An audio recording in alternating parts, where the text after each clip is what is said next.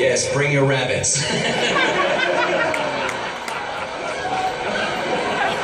So, when did you realize what this film really had become culturally? Well, for me, it was an interesting experience. It was almost a decade after the movie came out.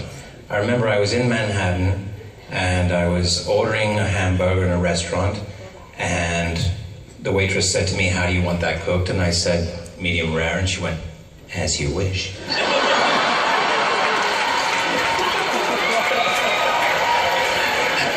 And I said, "Excuse me?" And she goes, "You know."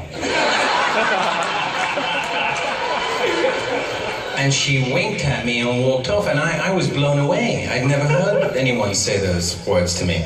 So it was a new experience. It was a wonderful moment for me. It was really extraordinary.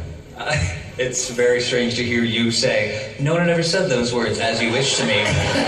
Where I imagine you hear it a little bit now. A couple of times. Yeah. So then you use it as the title of the book. Yes, so the publishers came up with the title. I got a phone call from the publishers going, "We've come up with the title of the book. It's pretty simple, really. It's not really up for negotiation.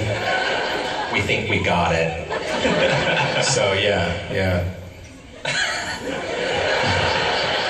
So, talk to me about kind of the process of writing the book. Yeah. How did you remember everything? You get into some very detailed stories in this.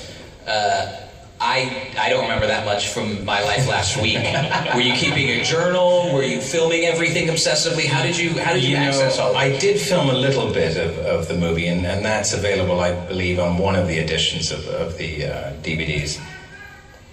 There you go. For everybody watching at an Alamo and didn't hear that, just yell it out. Cary's video is available on the Dread Pirate Roberts edition of the DVD and Blu-ray. I didn't keep a journal or a diary, and so after I got this marvelous offer from Simon Schuster to write the book, I was kind of nervous. I turned to my wife, I went, "Gosh, I don't know if I have enough memory of what happened to be able to fill the pages of what is demanded of me, right?" And so I called Norman Lear, who was the producer of the film and who actually financed the movie out of his own pocket, if you can believe that. Yes, give an applause to Norman Lear. Yes. We wouldn't be here without this man. So, Norman took me to lunch, and he was so sweet. He goes, "Cary, here's what I'm going to do for you. I'm going to give you all the call sheets from the movie." And the call sheets... Yeah. The what? The call sheets, for those of you who don't know, call sheets are what the cast and crew get the night before you go to work, and it's your work order. It tells you what time you have to be on the set, what scenes you're shooting, how many pages you have of dialogue, and so on, right? And he said, "I'm going to give them all to you, and when you look at them again, you're going to remember where you were and what you were doing."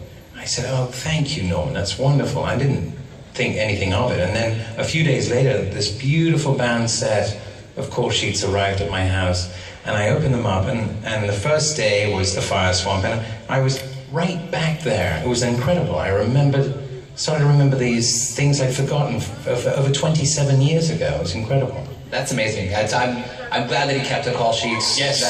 That brought us here tonight. That brought this book into being.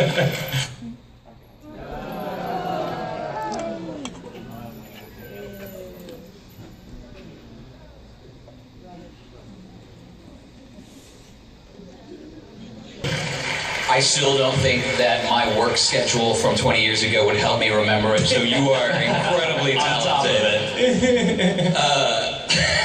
So let's go back to first days on set, and we'll get to the fire swamp, but I want to start with the first day.